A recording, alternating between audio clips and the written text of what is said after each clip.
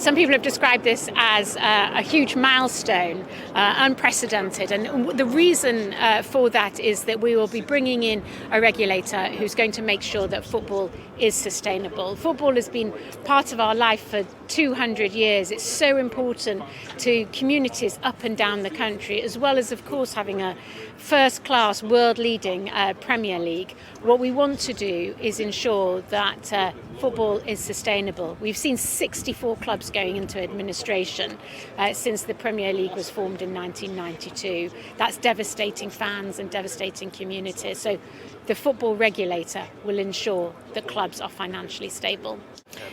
What we want to do is to make sure that the Premier League and the EFL come to a decision on the distribution of money through the pyramid. But in the event that they don't do so, and unfortunately haven't done to date, the regulator will be able to step in and ensure that the distributions are made. I really hope that the leagues come to a deal themselves. It's really important that football comes to its own arrangements. That must be the best outcome. I've been pressing both the Premier League and the EFL for some time to come to a deal, and I was really disappointed with the news last week. We are doing this at a pace. I've been in post for a year, and in that year you've seen a white paper, a response to a white paper, the drafting of this legislation, and today the introduction of that legislation onto the statute books in Parliament. We are introducing it into Parliament. That is a significant pace in my experience. And we're not standing still. So we've already appointed the Chief Operating Officer of the regulator. We'll be recruiting soon, advertising for the chair. So we're trying to move things along as quickly as possible. We're not waiting for the legislation to pass through the House of Commons. We want to make sure that the regulator is up and running as soon as possible. What we don't want to do is the regulator to duplicate what is already happening in leagues and happening well. And what the legislation sets out is very much an advocacy-first approach, where the leagues will, the regulator will work very closely with the leagues to make sure that everything is handled well and there is limited duplication.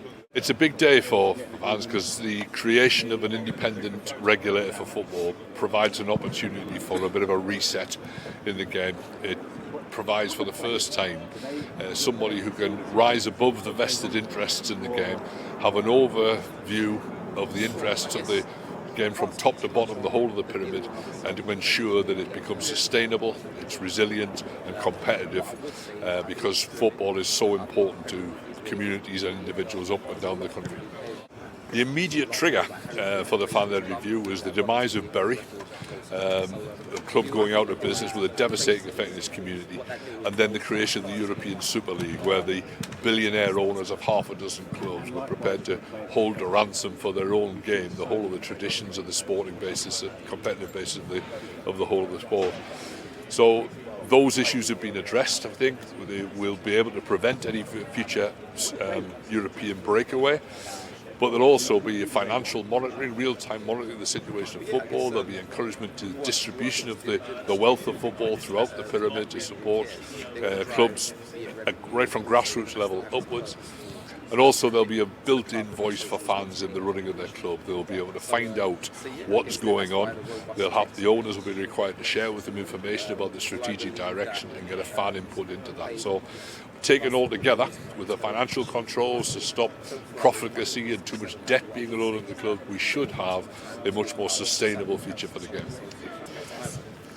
Good clubs have always had fan engagement. They've always encouraged participation. There's some really good examples of that having to be done without coercion. The crucial thing about the regulator is that the club licence system will require clubs to do that. The good clubs have got nothing to fear from that. Clubs who have had not such a healthy relationship with the fans are going to have to get their act together. It's going to be a requirement. It's not an optional extra. And that's one of the beauties of having regulation done independently rather than just those stakeholders themselves, the owners of the clubs, deciding what rules they want to abide by. This could be a lot more stringent.